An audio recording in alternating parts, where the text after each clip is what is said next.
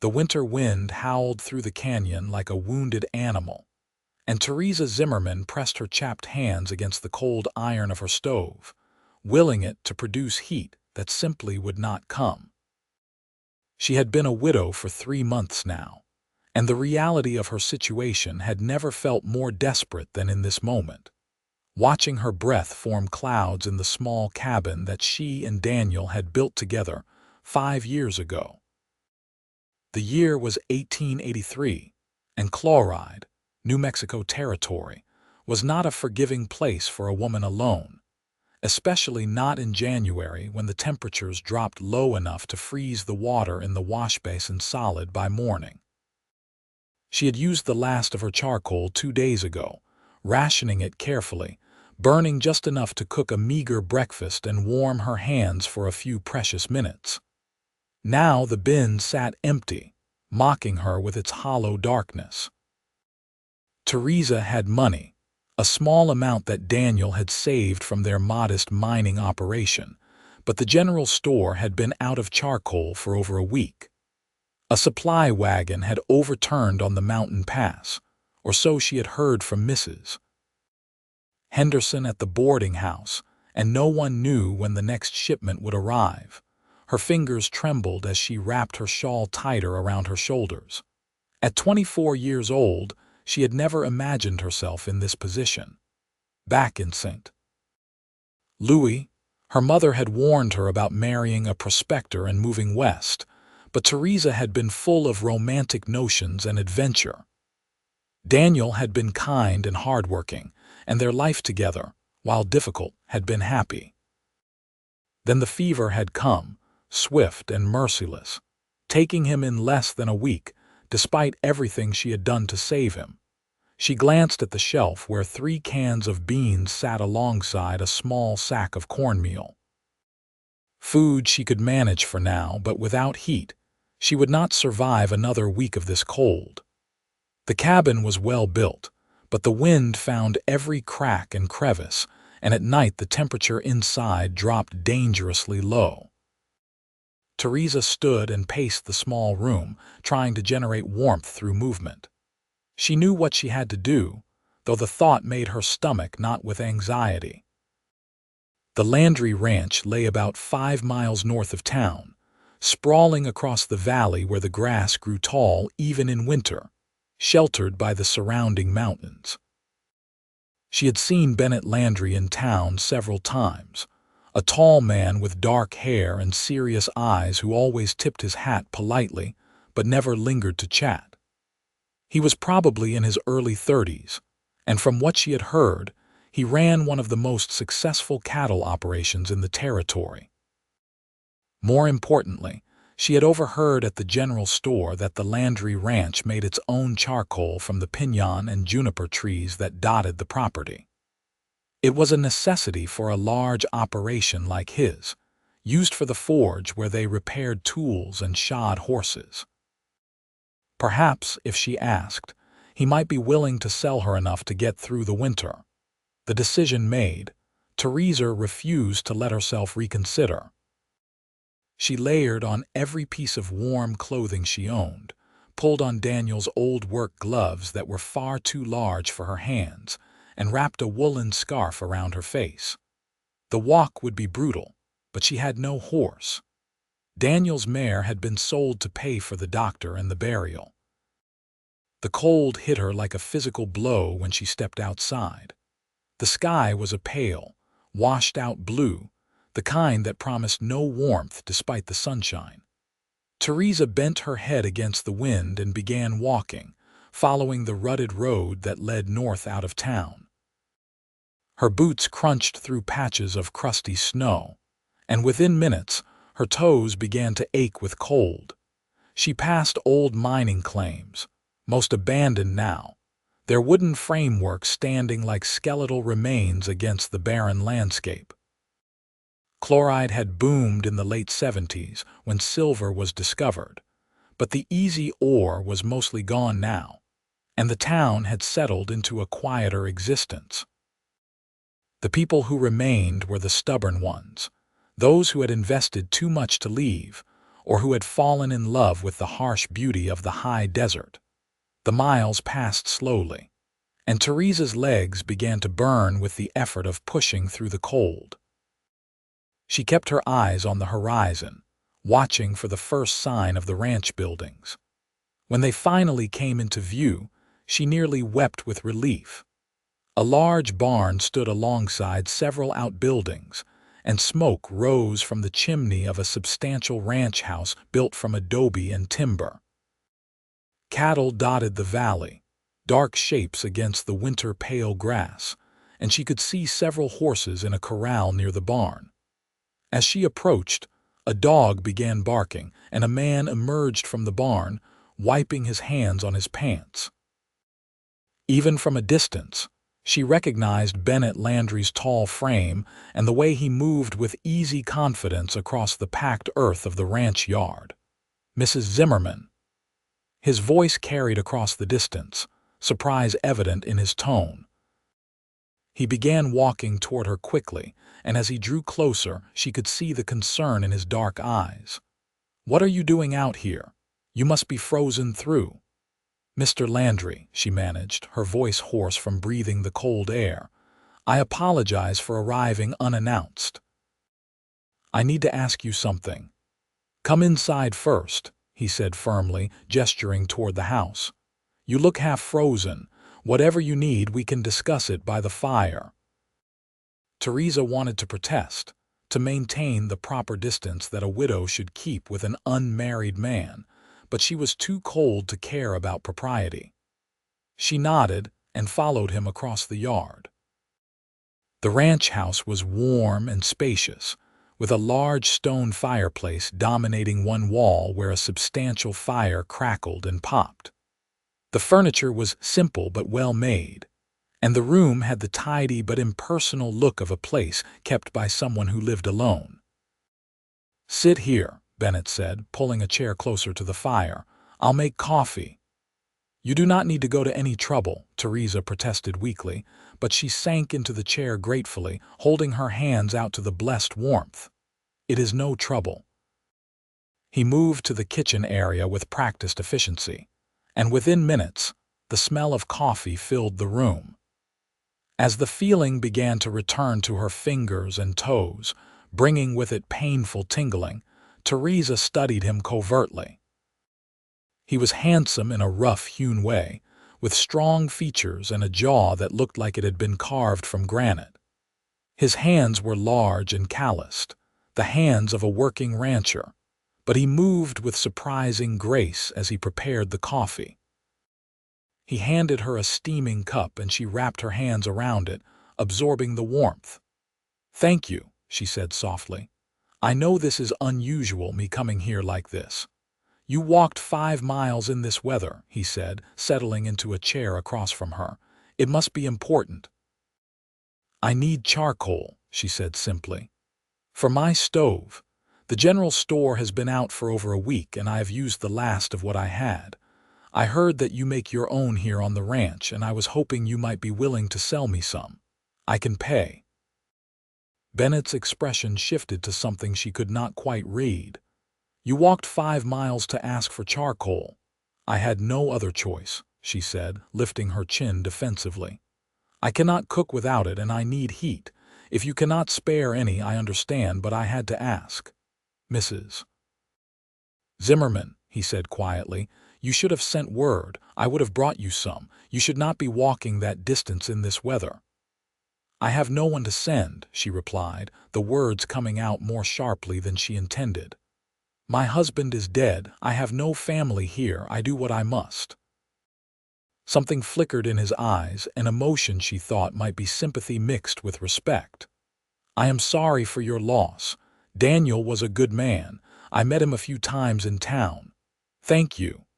She took a sip of the coffee, letting the hot liquid warm her from the inside. "Will you sell me some charcoal?" "I will give you charcoal," he said, "and I will drive you home with it. But first, you need to warm up properly and have something to eat. You look like you have not had a decent meal in days." "I could not accept," Theresa began, but her stomach chose that moment to growl audibly, betraying her. Bennett stood without waiting for further protest. "I have stew from yesterday. It will only take a few minutes to heat up." She wanted to argue, but the truth was she was exhausted and hungry, and the thought of food made her realize just how depleted she was. "You are very kind," she said finally. "It is just basic decency," he replied, ladling stew into a bowl. "Something that should not be remarkable but often is." They ate in companionable silence, and Theresa found herself relaxing despite her initial discomfort. The stew was simple but hearty, full of beef and vegetables, and she ate every bite. When she finished, Bennett refilled her coffee cup without asking. "How have you been managing?" he asked after a moment. "Since Daniel passed." "I get by," she said. "I have a little money saved. I had thought about leaving, going back to St. Louis, but Daniel and I built that cabin together. It is hard to let go of the life we planned." "I understand that," Bennett said. "I came out here with my brother 7 years ago. We built this ranch from nothing. Then he met a woman from Santa Fe and moved there to be with her family. He wanted me to sell and split the proceeds, but I could not do it. This place is in my blood now. You not get lonely?" The question escaped before Theresa could stop it, too personal for a conversation with a near stranger, but Bennett did not seem offended. "Sometimes," he admitted, "but I have the work and the land, and that is usually enough." He paused, then added, "Though I will admit, it gets quiet in the evenings." Theresa felt a flutter in her chest, something she had not experienced since Daniel's death. She pushed it away firmly.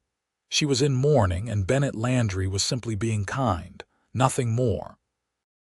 "I should not take up any more of your time," she said, setting down her cup.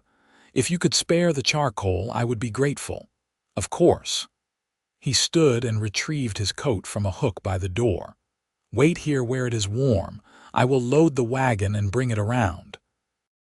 When he left, Theresa stood and walked to the window, watching as he strode toward one of the outbuildings. The dog, a large mixed breed with intelligent eyes, followed at his heels. She could see the care he took with everything, the way he checked the horses as he passed, the way he moved with purpose and confidence. There was something solid and dependable about him, something that made her feel safe in a way she had not felt since Daniel died. She shook her head at her own thoughts. She barely knew this man.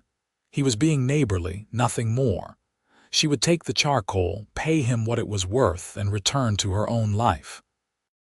But when Bennett returned with the wagon, a large load of charcoal already secured in the back, along with several wool blankets to keep her warm on the ride, Theresa found herself hoping that this would not be the last time she saw him. The journey back to Chloride was far more comfortable than the walk out had been. The wagon seat was padded, and Bennett had insisted she wrap herself in the blankets. They talked as he drove, easy conversation about the weather, the town, the challenges of living in the territory. Theresa found herself laughing at his dry observations about some of the more colorful characters in Chloride, and she realized with a start that she had not laughed since Daniel's death. When they reached her cabin, Bennett insisted on unloading the charcoal and stacking it inside her small shed. She tried to help, but he waved her away. "You get the stove going," he said. "Get this place warmed up." She did as he suggested, and soon a cheerful fire was burning in the stove, heat beginning to fill the small space. When Bennett came back inside to warm his hands before the drive home, she pressed money into his palm. "Please," she said when he tried to refuse. "I need to pay my way." He looked at the bills, then carefully peeled off less than half and handed the rest back. "This is more than fair," he said firmly. "Charcoal does not cost that much." "But your time and the wagon," she protested. "Was freely given," he said. "Mrs. Zimmerman, I am not trying to take advantage. I am just being a neighbor." She felt tears prick at her eyes, overwhelmed by his kindness. "Thank you," she whispered. "You have no idea what this means to me." "I think I do," he said gently. "And please, if you need anything else, anything at all, send word, or come by the ranch. You would always be welcome." After he left, Theresa stood at the window watching until the wagon disappeared from view. The cabin was growing warmer by the minute, and for the first time in days, she felt like she could breathe properly. But it was not just the physical warmth that made her feel better. It was the knowledge that she was not as alone as she had thought. Over the following weeks, Theresa found herself thinking about Bennett Landry more often than she should. She told herself it was simply gratitude, that anyone would feel warmly towards someone who had shown such kindness. But she could not deny the way her heart lifted whenever she went into town and caught a glimpse of him, or the way she found herself hoping he would stop to talk to her. For his part, Bennett seemed to find reasons to be in Chloride more often. He would tip his hat and exchange a few words with her, always polite, always proper. But there was something in his eyes that made her wonder if he felt the same confused tangle of emotions that she did.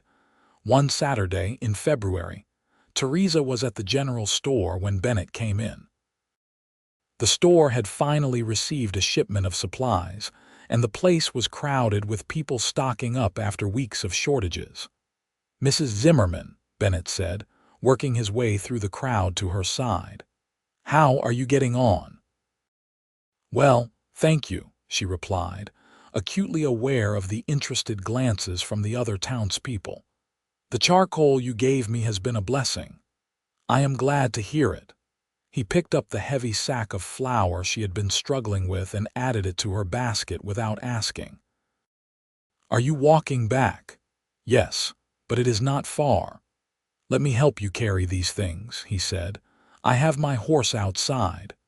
They walked together through the town, and Theresa was hyper-aware of the speculating looks that followed them. By tomorrow, everyone in Chloride would be talking about the widow Zimmerman and Bennett Landry. The thought should have bothered her more than it did. "People are going to gossip," she said quietly as they left the main street behind. "Let them," Bennett replied. "I am just helping you carry your groceries. There is nothing improper about that." "No," she agreed. "But you know how people are." "I do," he said. "And I also know that public opinion should not dictate how we live our lives. You needed help. I was available to give it. That is all that matters." They reached her cabin, and Bennett set the supplies on her small table. He seemed reluctant to leave, lingering by the door, his hat in his hands. "Mrs. Zimmerman," he began, then stopped. "Theresa, if I may be so bold." "Yes." Her heart was beating faster than it should. "I know it has only been a few months since Daniel passed, and I do not wish to cause you any distress or appear disrespectful to his memory." He took a breath. "But I would like to call on you properly, if you would allow it." Theresa felt a rush of conflicting emotions. Part of her wanted to say yes immediately, to grab onto this chance for connection and companionship. But another part hesitated, held back by the fear that she was betraying Daniel's memory, that it was too soon, that she should wait longer. "I do not know," she said honestly. "I cared for my husband deeply. I still do. The thought of moving forward feels like leaving him behind." "I understand that," Bennett said gently. "And I am not asking you to forget him or to stop caring about what you had together. I am just asking for a chance to spend time with you, to see if there might be something between us worth exploring. If it feels wrong, we can stop. But I think it would be a shame not to find out." She looked at him, this strong, kind man who was standing before her with such earnest hope in his eyes. "Why me?" she asked. "There must be plenty of women who would be happy for your attention." "Because you walked 5 miles in a snowstorm to solve your own problems rather than sitting around waiting for someone to rescue you," he said simply. "Because you have the strength to keep going even when life knocks you down." Because when you smile, which is not often enough, your whole face lights up. Should I go on? Theresa felt herself blushing. That is quite a list. I have been thinking about this for a while, he admitted. Since that day you came to the ranch, if I am being honest. She took a deep breath. 1 month, she said. Come back in 1 month and ask me again. If I feel the same then as I do now, I will say yes. A slow smile spread across Bennett's face. I can work with that. True to his word, Bennett did not press her, but he continued to be present in small, unobtrusive ways. He made sure she had firewood stacked by her door. When a section of her roof needed repair after a heavy snow, he appeared with tools and materials and fixed it, before she even had a chance to figure out how she would manage it herself. He never asked for anything in return, never tried to leverage his help into more than she was ready to give. Theresa found herself looking forward to these encounters, brief as they were. They would talk while he worked, conversation flowing easily between them. She learned about his childhood in Kansas, about the hard work of building the ranch, about his love for the land and the life he had created. In turn, she told him about her family back east, about the adventures she and Daniel had shared, about her fears and hopes for the future. The promised month passed, and when Bennett knocked on her door one evening in March, Theresa knew what he had come to ask. She invited him in, her hands trembling slightly as she poured coffee. It has been a month, Bennett said, accepting the cup she offered. I have tried to be patient, to give you space to think and feel and decide what is right for you.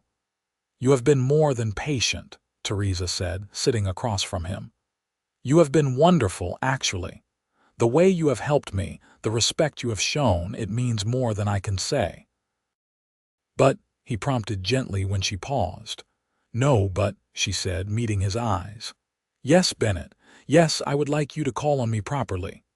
The smile that broke across his face was like the sun coming out from behind clouds. You would. I would, she confirmed, feeling her own smile form in response. I have been thinking about it constantly, arguing with myself, trying to figure out if it was too soon or if I was betraying Daniel's memory. But I realized something. Daniel would not want me to be alone and unhappy. He was kind and generous, and he would want me to live a full life. And I think you are someone who could help me do that. Bennett set down his coffee and moved to sit beside her, taking her hand carefully in his. I promise you, Theresa, I will never try to replace what you had with Daniel. That was its own thing, precious and important. But I hope we can build something of our own, something different but equally valuable. I would like that, she said softly, and when he leaned in to kiss her, gentle and sweet, she did not pull away. The courtship that followed was conducted under the watchful eyes of the entire town.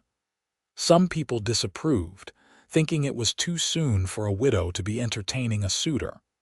But most were happy for them, recognizing the genuine affection that was growing between Theresa and Bennett. They took long walks together when the weather permitted, and Bennett taught her to ride the gentle mare he insisted on lending her so that she could visit the ranch more easily. Theresa found herself coming alive again in ways she had not thought possible. Bennett made her laugh, made her think, made her feel like a complete person rather than just a woman defined by her grief. One Sunday in April, Bennett drove Theresa out to a spot on the ranch where wildflowers had begun to bloom, covering the valley floor in splashes of yellow and purple. They spread a blanket and unpacked the lunch she had prepared, enjoying the warm sunshine and the gentle breeze. This place is beautiful, Theresa said, lying back on the blanket and watching clouds drift across the brilliant blue sky. I can see why you love it here. It is even more beautiful with you in it, Bennett said, propping himself up on one elbow to look at her. She turned her head to meet his gaze. You have such a way with words for a rancher. I mean it, he said seriously. Everything looks different now, better, brighter. I did not realize how lonely I was until I had someone to share this with." Theresa reached up to touch his face, running her fingers along the line of his jaw. "I feel the same way. You have given me so much, Bennett. Hope, happiness, a reason to look forward instead of always looking back." "You did that yourself," he said. "I just helped a little." "You helped more than a little." She pulled him down to kiss her, and the kiss deepened, becoming more passionate than any they had shared before. When they finally broke apart, both breathing hard, Bennett rested his forehead against hers. "Theresa," he said, his voice rough with emotion, "I know we have only been courting for a short time, but I need to tell you how I feel. I love you. I love your strength and your kindness and your determination. I love the way you see the world, the way you face challenges head-on. I love the sound of your laugh and the way your eyes light up when you are happy. I love you, and I want to spend the rest of my life with you." Theresa felt tears slip down her cheeks, but they were happy tears. "I love you too," she whispered. "I did not think I could feel this way again, but I do. I love you, Bennett Landry." "Then marry me," he said, sitting up and pulling her with him. "I know I should wait longer, should give you more time, but I cannot help myself. I want you to be my wife. I want to wake up next to you every morning and go to sleep with you every night. I want to build a life together, have children if we are blessed with them, grow old watching sunsets from the porch. Say yes, Theresa, please say yes." "Yes," she said, laughing and crying at the same time. "Yes, I will marry you." Bennett pulled her into his arms, holding her close, and Theresa felt a sense of rightness settle over her. This was where she was meant to be, with this man who had appeared in her life when she needed him most, and had become everything she had not known she was looking for. The wedding took place in June, a small ceremony in the church in Chloride with the minister presiding and a few close friends in attendance. Theresa wore a simple blue dress she had made herself, and Bennett wore his best suit, looking handsome and slightly uncomfortable in the formal clothing. Mrs. Henderson from the boarding house cried happy tears, and even the normally stoic blacksmith got misty-eyed when Bennett and Theresa exchanged vows. Afterward, there was a small celebration at the boarding house, with food and music and dancing. Theresa found herself swept around the room in Bennett's strong arms, laughing with pure joy. When they finally left for the ranch, rice and well wishes following them, she felt like her heart might burst with happiness. The ranch house had been transformed in preparation for her arrival. Bennett had added curtains to the windows, brought in new furniture, made space in the wardrobe for her clothes. But the most touching surprise was in the bedroom, where a framed photograph of Daniel sat on the dresser. "I wanted you to know that he is welcome here too," Bennett said quietly, watching her reaction. "Your past is part of what made you who you are, and I honor that." Theresa turned to him, tears streaming down her face. "How did I get so lucky to find you?" "I think we found each other," he said, pulling her close. "And I intend to spend every day making sure you know how much I love you." Their wedding night was tender and passionate, two people coming together with love and respect and desire. Bennett was gentle, making sure of her comfort and pleasure, and Theresa gave herself to him completely, holding nothing back. When they finally fell asleep, wrapped in each other's arms, she felt at peace in a way she had not experienced in years. Life on the ranch was busy and demanding, but Theresa thrived in it.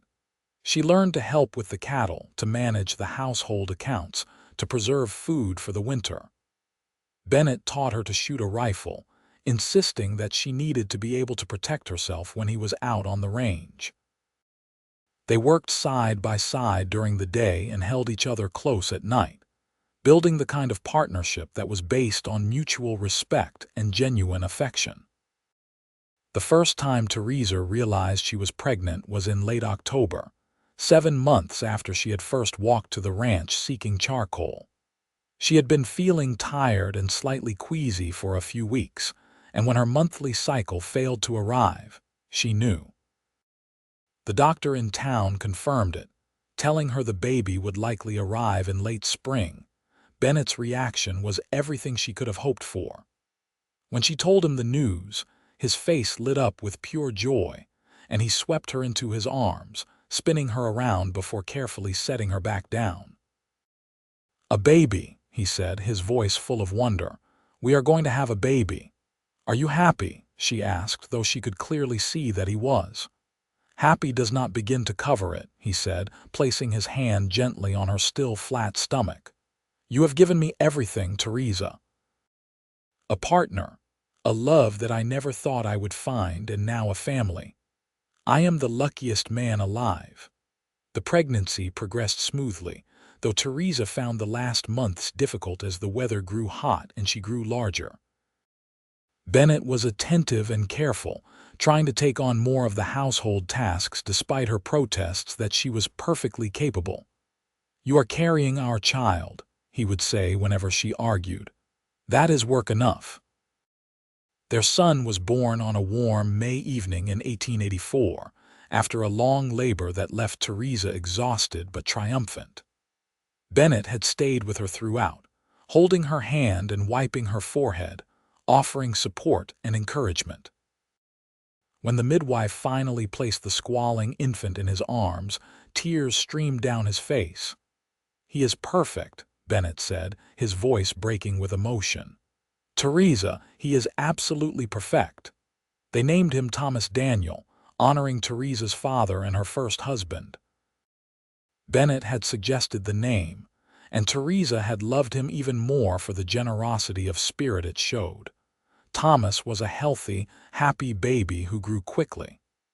Bennett was a devoted father, spending every spare moment with his son.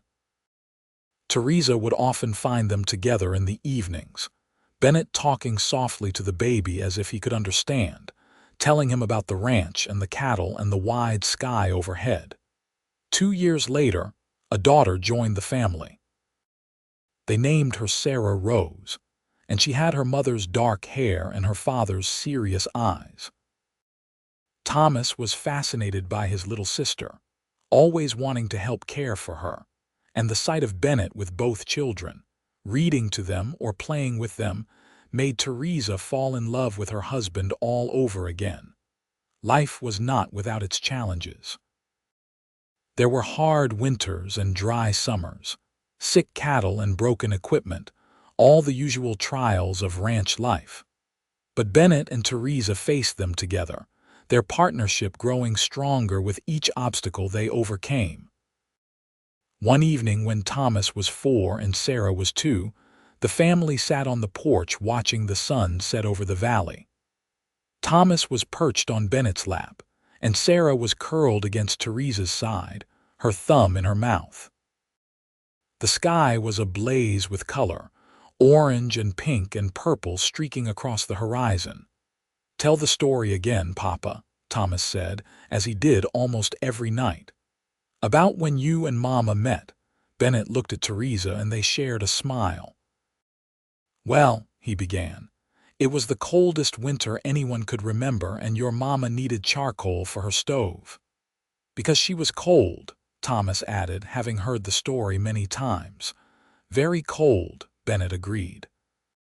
"So she walked all the way to the ranch, 5 miles in the snow, because she is the bravest woman I have ever known."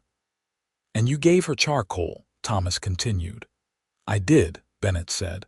"And while I was at it, I gave her my heart too, though she did not know it right away." "I knew," Theresa interjected, as she always did at this point in the story. "I just needed time to accept it. And then you got married and had us," Thomas finished happily. "And that," Bennett said, "is the best part of the whole story." As darkness fell and they moved inside, Theresa reflected on how much her life had changed. 3 years ago, she had been alone and desperate, facing a future that seemed bleak and empty. Now she had a husband she adored, 2 beautiful children, and a life filled with love and purpose. The years continued to pass in a blur of seasons and milestones. Thomas grew into a thoughtful, hard-working boy who loved the ranch as much as his father did. Sarah was spirited and clever, always asking questions and exploring everything around her. Two more children followed. Another son they named Peter and a daughter they named Grace, and the ranch house rang with the sound of laughter and running feet. Bennett proved to be not just a loving husband but an exceptional father. He was patient and kind, firm when necessary but always fair. He taught the boys to ride and rope and work with their hands, while encouraging Sarah and Grace to be independent and strong. Theresa loved watching him with the children, seeing how much of himself he gave to them. The ranch prospered under their joint management. Theresa had a good head for business, and she helped Bennett expand the operation carefully and sustainably. They added more land, bred better cattle, and built a reputation for quality that stretched across the territory. When New Mexico became a state in 1912, they celebrated with the whole community, proud to be part of the young state's future. Their marriage remained strong through all the years and challenges. They still made time for each other, still found moments to steal away together, to remember the early days of their courtship, and to reaffirm their commitment to each other. The passion that had ignited between them never fully faded, mellowing into something deeper and more enduring but still capable of surprising them with its intensity. One spring day, when Theresa was in her late 50s and Bennett was approaching 60, they rode out to the valley where he had proposed all those years ago. The wildflowers were blooming again, just as they had been that day, and they spread a blanket in the same spot. "Do you ever regret it?" Bennett asked, lying beside her and watching the clouds drift past. "Marrying me, taking on this life?" "Never," Theresa said firmly. "Not for a single moment. You saved me, Bennett, not just from the cold that winter, but from a life of loneliness and grief. You gave me love and family and purpose." "You saved me too," he said, turning to look at her. "I was just going through the motions before you came along. You made everything matter. You made me whole." "We made each other whole," she corrected, reaching for his hand. "That is what love does." They lay there together in comfortable silence, surrounded by the beauty of the land they loved, secure in the knowledge that they had built something lasting and true. The children grew and started families of their own. Thomas took over much of the day-to-day running of the ranch, bringing a young wife named Clara to live with them. Sarah married a lawyer in Santa Fe but visited often with her 3 children. Peter became a teacher, following a different path than his ranching family but always welcome and loved. Grace, the youngest, surprised everyone by becoming a veterinarian, one of the first women in the state to do so, and she set up practice in chloride. Bennett and Theresa became grandparents many times over, and the ranch house that had once seemed so large for just the 2 of them was often filled with visiting family. They loved having everyone together, loved the noise and chaos and joy that came with a large family gathering. As they grew older, they slowed down but never stopped. Bennett still rode out to check the cattle every day, though Thomas usually went with him now. Theresa still managed the household and the accounts, though Grace helped her with the paperwork. They had built something that would outlast them, a legacy of hard work and love that would continue through their children and grandchildren. On a cool evening in late October, nearly 45 years after Theresa had first walked to the ranch seeking charcoal, they sat together on the porch as they had done thousands of times before. The valley was painted in the gold and orange of autumn, the air crisp and clean. "Do you remember that day?" Theresa asked, though she knew he did. "When I showed up at your door, half frozen, desperate for charcoal. I remember thinking you were the most beautiful thing I had ever seen," Bennett said, "cold reddened nose and all." I remember hoping you would give me a chance, though I had no idea if you would. I was so scared, Theresa admitted. Of everything. Of being alone, of the future, of feeling anything for anyone other than Daniel. But you were so patient, so kind. You never pushed, never demanded more than I was ready to give. You were worth waiting for, Bennett said simply. You were worth everything. Theresa leaned her head on his shoulder and he wrapped his arm around her. They sat that way as the sun set, painting the sky in brilliant colors, the same way they had done for decades. The love between them had only grown deeper with time, weathering every storm, celebrating every joy, constant and enduring. I love you, Bennett Landry, Theresa said softly. Just as much today as I did the day I married you. More even. I love you too, Theresa, he replied, kissing the top of her head. You are the best thing that ever happened to me, my greatest adventure, my greatest joy. As darkness fell, they remained on the porch a while longer, comfortable in the silence and in each other's presence. They had built a good life together, a life full of love and laughter, hard work and shared dreams. What had started with a simple need for charcoal had transformed into a burning love that had sustained them through decades and would continue to warm them until their final days. The ranch continued to thrive under Thomas's management, with Grace providing veterinary care for the cattle and giving advice on breeding and health. The other children visited regularly, bringing their families to stay for weeks at a time during the summer. The house that Bennett had built for himself alone had become a home for generations, filled with memories and love. Bennett and Theresa watched it all with quiet satisfaction. They had taken their individual struggles and sorrows and transformed them into something beautiful. The loneliness that had once defined both their lives had been replaced with connection and community, not just between the two of them, but extending outward to touch everyone around them. One Christmas, when the whole family had gathered at the ranch, Bennett stood to make a toast. His hair was white now and his movements slower, but his voice was still strong. I want to thank all of you for being here, he said, looking around the crowded room at his children, grandchildren, and even a few great-grandchildren. Your grandmother and I are blessed beyond measure. We have lived long enough to see our family grow and flourish, to watch you all become good, strong people who we are proud to call our own. Hear, hear, Thomas called, raising his glass. But most of all, Bennett continued, his eyes finding Theresa across the room, I want to thank the woman who made all of this possible. The bravest, strongest, most loving woman I have ever known. Theresa, you walked into my life on a cold winter day, and you brought with you warmth and light that has never faded. Everything good in my life stems from that moment. Thank you for choosing me, for building this life with me, for giving me more happiness than any man deserves. There was not a dry eye in the room when he finished, and Theresa made her way to his side, taking his hand. And thank you, she said, her voice thick with emotion, for giving me charcoal when I needed it, and for giving me love that I needed even more. Thank you for being patient, for being kind, for being exactly who you are. I would not change a single thing about our life together.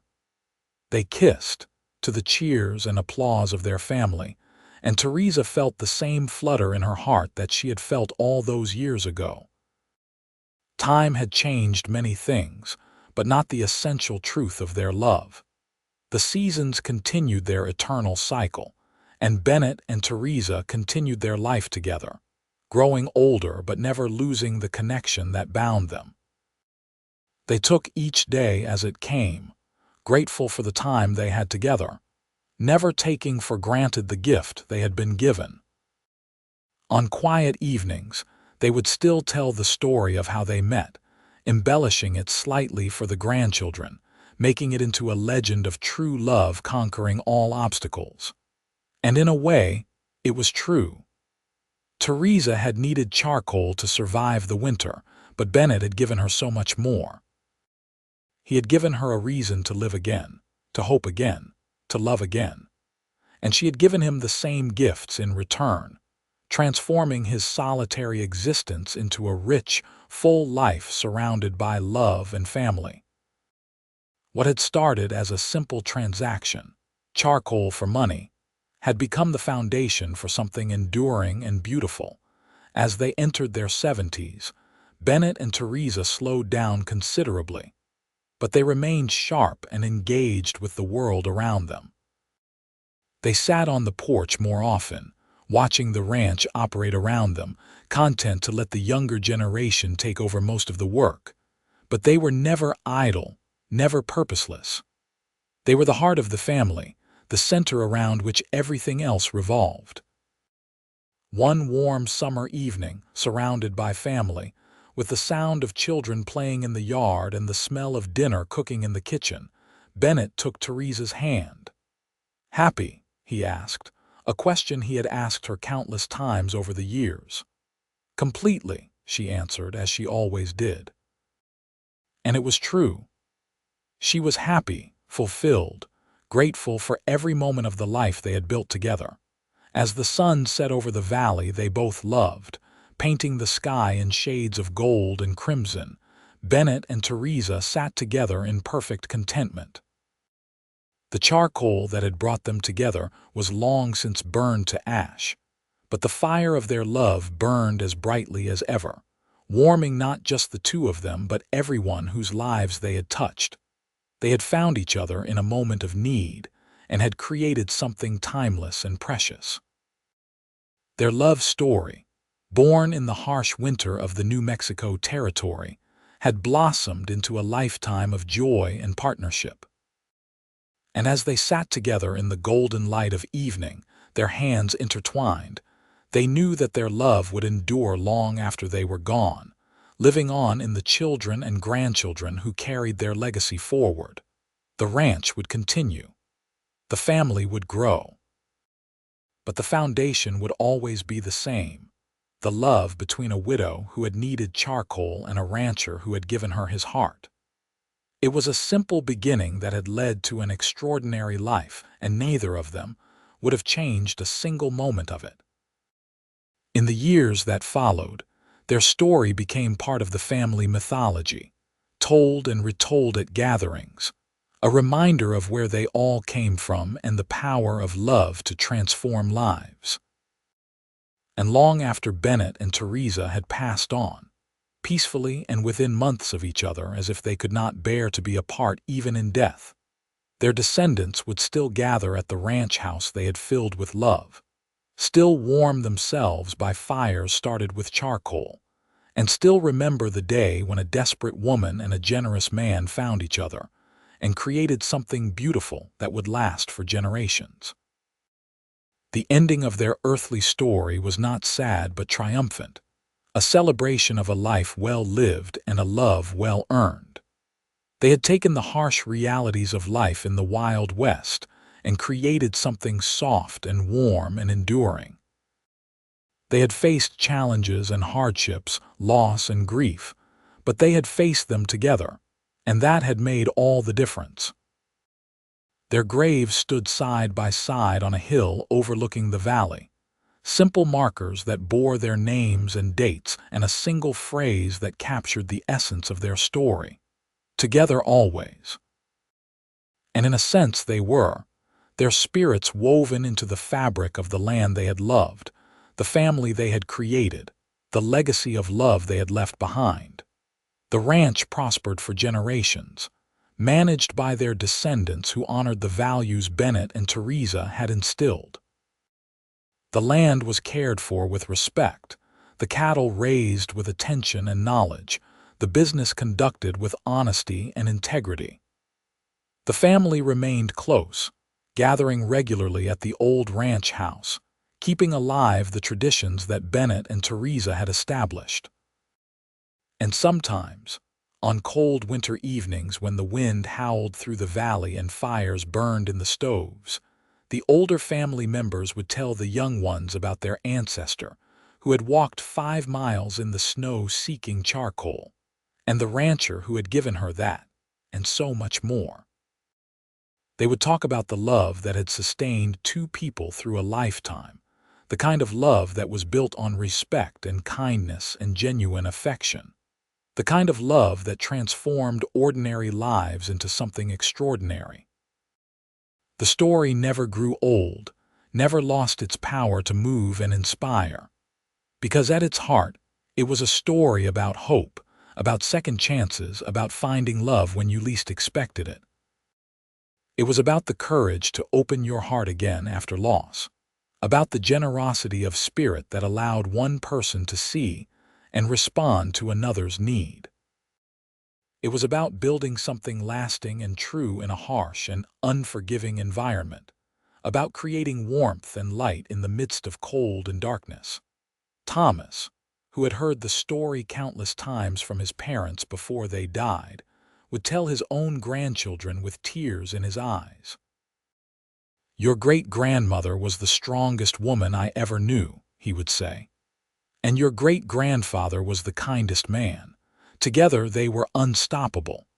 They built all of this, but more importantly, they built a family founded on love. Never forget that, never take it for granted." And the children would nod solemnly, understanding in their young hearts that they were part of something special, something that had started with a simple need and a generous response, and had grown into a legacy that would endure for as long as the family remembered to tell the story and live by the values their ancestors had exemplified. The Wild West that Bennett and Theresa had known gradually faded into history. The rough frontier towns became settled communities. The open range was fenced and divided. The lawless elements that had once plagued the territory were tamed by civilization. But the spirit of that time, the resilience and determination and frontier hospitality, lived on in the family that Bennett and Theresa had created. The ranch itself became a landmark, one of the oldest continuously operating cattle operations in New Mexico. Visitors would sometimes stop by, interested in the history, and whoever was managing the place at the time would proudly tell them about Bennett and Theresa, about the love story that had founded not just a ranch but a dynasty. And always, the story would include the detail about the charcoal, because it had been such a small thing, really, just a load of charcoal to keep a stove burning. But small things could have enormous consequences when they were done with an open heart. Bennett could have simply sold Theresa the charcoal and sent her on her way. Instead, he had seen her not just as a customer but as a person in need, and he had responded with compassion and generosity. That simple act of kindness had opened the door to everything that followed. Similarly, Theresa could have sent word to the ranch, could have asked someone else to make the journey, could have waited for the general store to restock. But she had taken action herself, had refused to be passive in the face of her difficulties. Her courage in making that walk, in asking for help when she needed it, had put her on the path that led to love and happiness. The story was a reminder that our choices matter, that small acts of kindness ripple outward in ways we cannot always predict, that courage and vulnerability can lead to unexpected blessings. It was a story about being open to possibilities, about not letting fear or propriety or concern about what others might think prevent us from reaching for happiness. Decades turned into a century, and still the story persisted. The ranch adapted to changing times, incorporating new techniques and technologies while maintaining its connection to the land and the traditions that had made it successful. The family grew and dispersed, some moving away to pursue different opportunities, but always maintaining their connection to the ranch and to each other. The old ranch house was eventually preserved as a historical site, maintained by the family as a reminder of where they had come from. The room where Bennett and Theresa had raised their children was kept much as it had been, with period furnishings and photographs on the walls.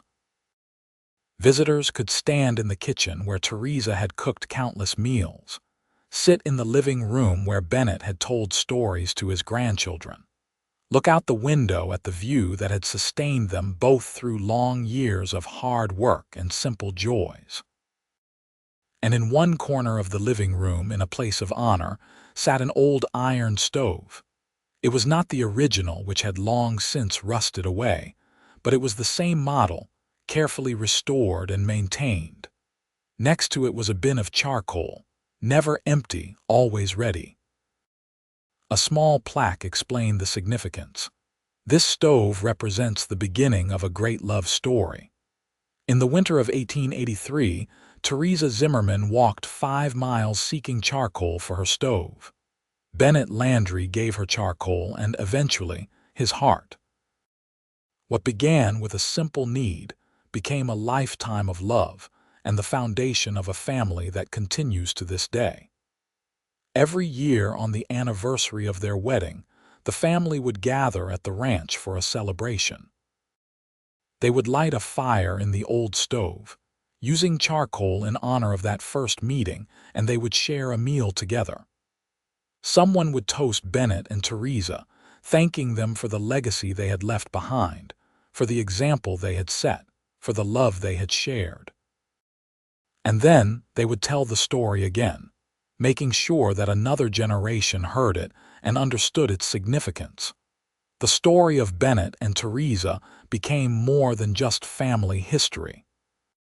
It became a touchstone, a reminder of what was possible when two people committed themselves to each other completely, when they chose to build rather than tear down, to love rather than fear, to give rather than withhold. It was a story that transcended its specific time and place, speaking to universal truths about human connection and the power of love.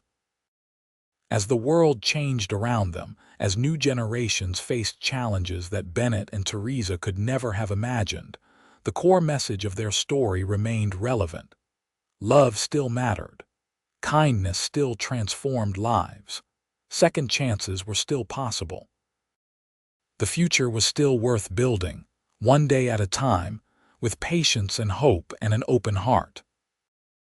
And so the story lived on, passed down through the generations, a testament to two people who had found each other in the harsh beauty of the New Mexico Territory in 1883, who had taken their individual sorrows and struggles and transformed them into something joyful and enduring, who had proved that love, once ignited, could burn forever, warming everyone it touched, just like the charcoal that had brought them together in the first place.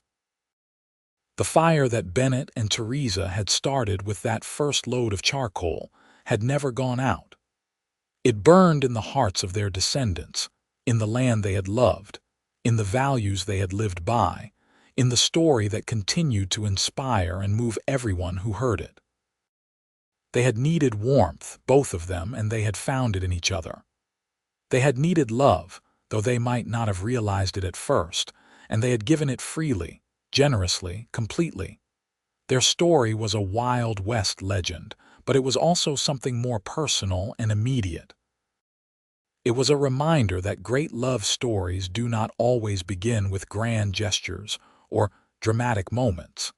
Sometimes they begin with a simple need and a kind response, with one person seeing another's vulnerability and choosing to help rather than look away. Sometimes they begin with charcoal. And so, more than a century after Theresa Zimmerman walked 5 miles through the snow seeking fuel for her stove, her story and Bennett Landry's story continued to warm hearts and inspire minds, a burning love that time could not diminish, distance could not weaken, and death could not extinguish. They had lived and loved in the Wild West, and they had left behind something far more valuable than land or cattle or money. They had left behind a legacy of love, a story of hope, a reminder that even in the harshest conditions warmth could be found, connection could be made, and happiness could be built, one small act of kindness at a time. The end of their individual lives was not the end of their story, because stories like theirs do not truly end. They continue, living on in memory and example, passed down and cherished, inspiring new generations to be brave enough to ask for help when they need it, generous enough to give it when they can, and open enough to recognize love when it appears, even if it comes in unexpected forms at unexpected times. Bennett and Theresa had needed each other, though they had not known it at first. She had thought she needed charcoal, and he had thought he needed nothing at all. But what they had really needed was love, partnership, connection, someone to share the burdens and multiply the joys. They had found all of that and more, building a life together that exceeded anything either of them could have imagined when they first met on that cold winter day. Their happiness had not been complicated or dramatic. It had been simple and profound, built on everyday moments of kindness and affection, on shared work and shared dreams, on the steady accumulation of days and years spent side by side. They had loved each other in the small ways and the large ways, in words and actions, in presence and patience. And that love had been enough, more than enough, to sustain them through a lifetime and to create a legacy that would endure for generations to come. The charcoal that Theresa had needed so desperately that winter day in 1883 was long since burned away. But the fire it had started, the burning love between Bennett Landry and Theresa Zimmerman, burned on, eternal and bright, warming everyone it touched, lighting the way for those who came after, a beacon of hope and happiness in a world that often seemed cold and dark. They had found each other, chosen each other, committed to each other, and in doing so, they had created something beautiful and lasting that would continue long after they were gone. And that, in the end, was the greatest gift they had given, not just to each other but to everyone whose lives they had touched. They had proved that love was possible, that happiness could be found, that even in the Wild West with all its hardships and challenges, two people could build something warm and good and true. They had taken charcoal, simple fuel for a stove, and transformed it into a symbol of burning love that would never be extinguished, a flame that would warm hearts for generations to come. A story that would never grow old because at its core was a truth that never changed. Love, freely given and fully received, was the greatest treasure of all.